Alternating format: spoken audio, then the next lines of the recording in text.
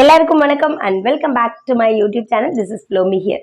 தமிழ்நாட்டில் ஒரு சிங்கர், ஒரு ஆக்டர், அவர் வந்து ஒரு விஷயம் சொல்லியிருக்காரு. அந்த விஷயம் தான் இப்போ பூதாகரமாக வெடிச்சிருக்கு. என்ன சொல்லியிருக்காருன்னா, குடிக்கிறது வந்து ஒரு காமனான விஷயம். அது ஆண்களும் செய்யலாம், பெண்களும் செய்யலாம். பெண்களை வந்து குடிக்கக்கூடாதுன்னு சொல்றது வந்து ரொம்ப தவறான ஒரு விஷயம். இந்த விஷயம் 2000 ஆண்டுக்கு முன்னாடியிலேருந்து பெண்கள் குடிச்சிட்டு தான் இருக்காங்க. அதை வந்து எதிர்க்கிறது தப்பு அப்படின்னு பேசியிருக்காரு. அவர் பேசின இந்த வீடியோ தான் ஒரு பெரிய சர்ச்சையை உருவாக்கியிருக்கு. ஏன் அவர் பேசினாரு, அதுக்காக அவர் கொடுத்த விளக்கம் என்ன, அவர் ஃபேஸ் பண்ண ப்ராப்ளம் என்ன அப்படின்றத பற்றி தான் நம்ம இந்த வீடியோவில் பார்க்க போகிறோம்.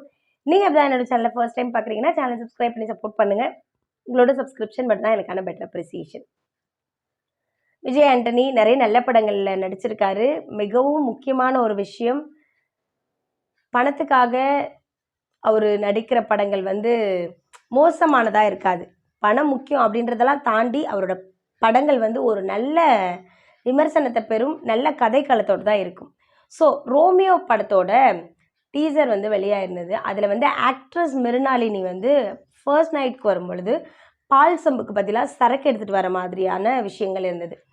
ஸோ அதோட ஈவெண்ட்டோட ப்ரமோஷன் அப்போது கேட்குறாங்க ப்ரெஸ் மீட்டில் உள்ளவங்க, ஏன் இந்த மாதிரி பண்ணுறாங்க, இது தப்பு இல்லையா, இது வந்து ஒரு தவறான முன்மாதிரியான விஷயங்கள் இல்லையா? ஆல்ரெடி இப்போ 2K கிட்ஸ் நிறைய 10 வயசுலேருந்து குடிக்கிறாங்க, 12 வயசுலேருந்து குடிக்கிறாங்க. இந்த மாதிரி படங்கள் எடுக்கிறதுனால கெட்டு போக மாட்டாங்களா அப்படின்ற மாதிரி கேள்விகளை கேட்டிருக்காங்க. அதுக்கு விஜய் ஆண்டனி என்ன விளக்கம் கொடுத்துருக்காருன்னா, குடிக்கிறது வந்து ரொம்ப சாதாரணமான விஷயம். அது மட்டும் இல்லாமல் அது ஆண்கள் தான் குடிக்கணும், பெண்கள் தான் குடிக்கணும்னு கிடையாது. அது வந்து பெண்களும் குடிக்கலாம். பெண்கள் குடிக்கிறதுனால ஒன்றும் சமுதாயம் சீரழிஞ்சிடாது. ஆண்களும் குடிக்கலாம், பெண்களும் குடிக்கலாம். இது ரொம்ப சாதாரணமான ஒரு விஷயம் அப்படின்னு சொல்லியிருக்காரு. அது கூடவே சேர்த்து ஏசு அவருமே குடிப்பார். பழைய காலங்கள்ல இருந்து நம்ம பைபிளில் படித்தது வரைக்கும் அவருமே குடிச்சிருப்பார். தன்னோட மக்களையும் குடிக்க சொல்லி தூண்டியிருப்பார். ஞாயிற்றுக்கிழமைகளில் திராட்சை ரசங்களை குடிக்க சொல்லி சொல்லியிருப்பார். அப்படின்ற மாதிரியான ஒரு விஷயத்தை வந்து விஜய் ஆண்டனி பேசியிருந்தார். இதை பார்த்த தமிழகத்தில் இருக்கிற கிறிஸ்தவ அமைப்பை சேர்ந்தவங்க எப்படி வந்து இயேசு குடிக்கிறாருன்னு இவர் சொல்லலாம், இவருக்கு அந்த தைரியத்தை யார் கொடுத்தது, திராட்சை ரசத்துக்கும் அதாவது பழ ரசத்துக்கும்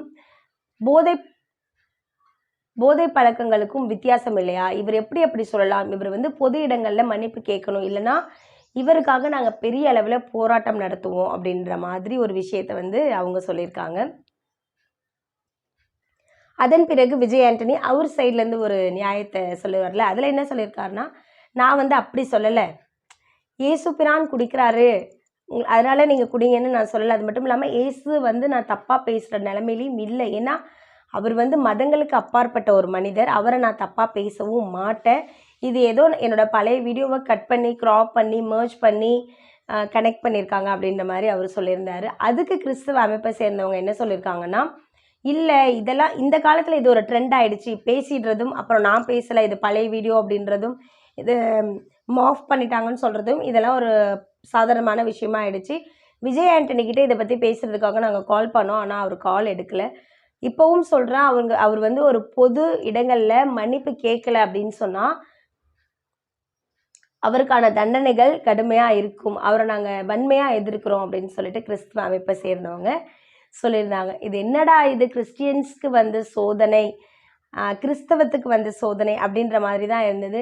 இப்போ தான் பால் தினகரன் அவங்க வைஃப் இவாஞ்சலின் வந்து ஒரு ஒரு உருட்டை ஒன்று உருட்டி விட்டுருந்தாங்க. அதில் என்ன சொல்லியிருந்தாங்கன்னா, நான் கனடா தேசத்துக்கு போயிருந்தேன், அங்கே வந்து எனக்கு ஸ்டார் ஹோட்டலில் தங்கியிருந்தோம், அப்போ வந்து எங்களுக்கு இருக்க இடம் இல்லை, சொந்தமாக ஒரு வீடு இல்லையே, சொந்தமாக ஒரு கார் இல்லையே, நான் அழுது புலம்பி ஜெபித்தேன். அப்போ ஒரு இறை தூதர் கனவுல வந்து உனக்கு வீடு நான் வாங்கி தரேன், உனக்கு நான் கார் வாங்கி தரேன், அது மட்டும் இல்லாமல் உனக்கு பிடிச்ச கலர்லேயே நான் கார் வாங்கி தரேன் அப்படின்லாம் என்கிட்ட சொல்லிட்டு போனாங்க. அடுத்த நாள் காலையில் எழுந்திரிச்சதும் என்ன ஒரு அதிசயம், என்னோட கணவர் பால் தினகரன் வந்து இவாஞ்சலின் உனக்கு கார் என்ன கலரில் வேணும், என்ன டிசைன் கார் வேணும், இப்படிலாம் அவர் என்னை கேட்கும் பொழுது நம்மளோட ஜெபத்துக்கு எவ்வளோ வல்லமை இருக்குது அப்படின்னு நான் புரிஞ்சுக்கிட்டேன் அப்படின்னு ஒரு உருட்டை ஒன்று உருட்டி விட்டுருந்தாங்க. அவங்க உருட்டி விட்டதன் காரணமாக நிறைய யூடியூப் சேனல்ஸ் அவங்கள போட்டு ரோஸ்ட் பண்ணி எடுத்துட்டாங்க. இதன் பலனாக ஃபைனலாக இந்த வீடியோ வந்து நியூஸ் சேனல்ஸ் வரைக்குமே வர செஞ்சது.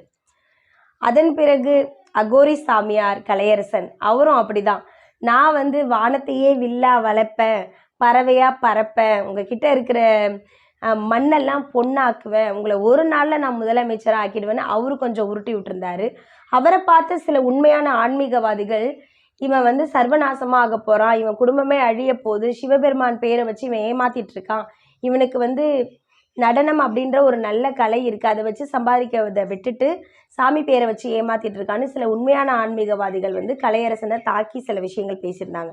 அதுக்கு பதிலடி கொடுக்குற விதமாக கலையரசன் வைஃப் சில விஷயங்களை பேசியிருந்தாங்க. இது என்னடா தொழில் போட்டியின் காரணமாக தான் இப்படிலாம் நடக்குதோ அப்படின்ற மாதிரி நினச்சாலும் தமிழகத்துக்கு கொஞ்ச நாளாக என்ன ஆயிடுச்சு, ஏன் மதம் சம்மந்தப்பட்ட பிரச்சனைகள் திருப்ப திருப்ப வந்துக்கிட்டே இருக்குது அப்படின்ற மாதிரியான கேள்விகளும் வரதான் செஞ்சிட்ருக்கு. முக்கியமாக 2026 எலெக்ஷன் வரப்போகுது. அந்த மாதிரியான நேரங்களில் மதத்துக்காக மக்கள் மறுபடியும் சண்டை போட்டுக்க ஆரம்பிச்சுக்குவாங்களோ அப்படின்றது ஒரு வேதனையான ஒரு விஷயமா இருக்குது. கிறிஸ்டியானிட்டியை பொறுத்த வரைக்கும் யாராவது உன் கன்னத்தில் அரைஞ்சிட்டாங்கன்னா பொறுமையாக அவங்களுக்கு உன்னோட மறுக்கண்ணத்தையும் காட்டு அப்படின்ற ஒரு விஷயத்தை தான் வந்து ஏசு கிறிஸ்து சொல்லியிருப்பார். அது போலவே ஹிந்து மதத்தை பொறுத்த வரைக்கும் நீ பண்ணுற பாவத்துக்கான தண்டனை உனக்கு கிடைத்தே தேரும். நான் உனக்கு சாபம் விட்டாலும் சரி, சாபம் விடலைனாலும் சரி, நான் உன்னை திட்டினாலும் சரி, திட்டலைனாலும் சரி, நான் அமைதியாக கடந்து போனாலும் சரி, நீ பண்ண பாவத்துக்கான தண்டனை கர்ம வினைகள் உனக்கு கிடைச்சே தீரும். ஸோ நிறைய நல்ல விஷயங்களை தான் எல்லா மதங்களுமே போதிக்கிறாங்க. பட் அது எப்படி மக்களுக்கு போகுது, மக்கள் அதை சம்பாதிக்கிறதுக்காக என்ன மாதிரி ஒரு டூலாக கையில் எடுத்துக்கிறாங்க, ஸோ அதன் மூலமாக வர பிரச்சனைகள் மக்களுக்குள்ளேயே பிரச்சனையாக வருதே அப்படின்றது தான் ஒரு பெரிய வேதனையான ஒரு விஷயமா இருக்குது. விஜய் ஆண்டனியோட இந்த கருத்து ரொம்ப பெரிய வைரலான ஒரு விஷயமா போயிட்டுருக்கு. இதில் ஒரு கொஸ்டின் என்னென்னா, விஜய் ஆண்டனி பேசினதுக்கு உடனே மறுப்பு தெரிவித்து